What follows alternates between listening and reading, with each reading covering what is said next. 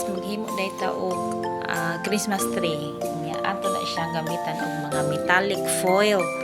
Ang atong gamiton kay cones, kay usaman mi ka mananahi, mga empty cones na nagtigom mi ana about mga more than half sack gyud.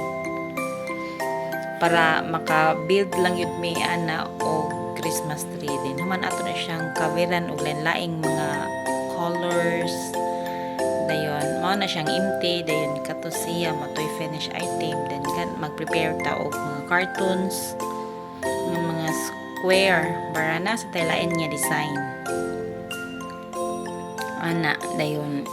Ako din na siyang gidrawingan para uniform gyud ang pagka-square. Ako yun ang ginasukod. Dayon, sunod ato na siyang kaveran og green.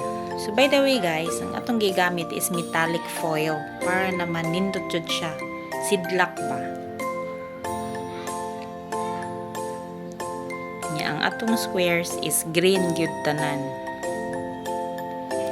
Dayon, inighuman ana ato dayon na siyang bangagan para atong moy agian sa atong kuan ba sa atong cord.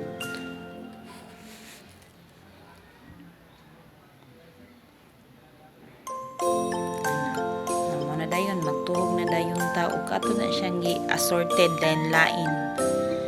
So 15 din na siya kabuok ka kuan ka cones per tuhog.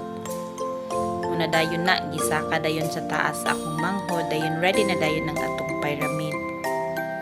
Na then human na ang akong bana maoy nagbutang sa mga tinuhog nga mga cones kay taas man gud kaayo. Kun ni puyabuyag gining Christmas tree ha. Nga ang among gasto ani is only 500 sa mga cover, kana kahoy, basta nang pang mga gamiton, mga scotch tape, budget pack na ginang 500. Mo na dayon na itong partial design. Dayon, mo na dayon na ang atong finish nga design sa atong our very own Christmas tree.